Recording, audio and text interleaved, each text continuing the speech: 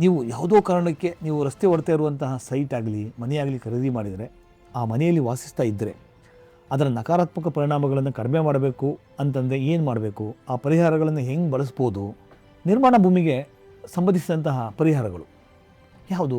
ಗೋಡೆ ಮತ್ತು ಗೇಟ್ನ ಎತ್ತರ ಮಾಡೋದು.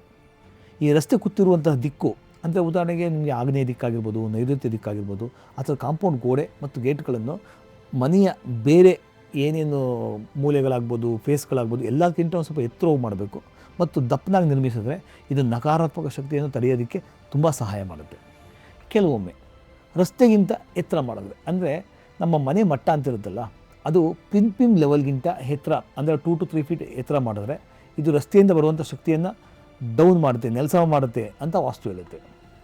ಕೆಲವೊಮ್ಮೆ ಹೆಚ್ಚು ಜಾಗ ಬಿಡದೇ ಇರುವಂಥದ್ದು, ರಸ್ತೆ ಹೊಡಿತಾ ಇರುವಂತಹ ದಿಕ್ಕು ಅಂದರೆ ಅಶುಭ ಇರೋ ಕಡೆ ಮಾತ್ರ, ಇತರ ಜಾಗಗಳಿಗಿಂತ ಕಡಿಮೆ ಜಾಗವನ್ನು ಬಿಡಿ ಅಂದರೆ ಸೆಟ್ ಬ್ಯಾಕನ್ನು ಕಡಿಮೆ ಬಿಟ್ಟಾಗ ಅದು ಕೂಡ ನಿಮ್ಗೆ ಒಳ್ಳೆಯದಾಗುತ್ತೆ.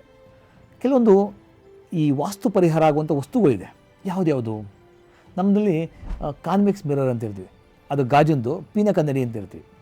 ಅದನ್ನು ಮುಖ್ಯ ದ್ವಾರದ ಮೇಲೆ ಅಥವಾ ರಸ್ತೆಗೆ ಎಲ್ಲಿ ಇಟ್ಟು ಹೊಡಿತಾ ಇದೆ ಆ ಗೋಡೆ ಮೇಲೆ ಒಂದು ದೊಡ್ಡ ಗಾತ್ರದ ಒಂದು ಪೀನ ಕನ್ನಡಿನ ಫಿಕ್ಸ್ ಮಾಡಬೇಕಾಗುತ್ತೆ. ಆ ಕನ್ನಡಿ ಬರುವಂತಹ ನಕಾರಾತ್ಮಕ ಶಕ್ತಿಯನ್ನು ಚದುರಿಸುತ್ತೆ. ಅದು ವಾಸ್ತುನಲ್ಲಿ ಇರುತ್ತೆ. ವಾಸ್ತು ತಜ್ಞರ ಸಲಹೆಯಂತೆ ಆಯಾ ದಿಕ್ಕಿನ ದೋಷಕ್ಕೆ ಸಂಬಂಧಿಸಿದ ಸ್ಥೂಲದೋಷ ಯಂತ್ರ, ಕೀರ್ತಿಮುಖ ಅಥವಾ ದೃಷ್ಟಿ ಗಣಪತಿ ವಿಗ್ರಹವನ್ನು ಮುಖ್ಯ ದ್ವಾರದ ಮೇಲೆ ಅಳವಡಿಸಬೇಕಾಗುತ್ತೆ.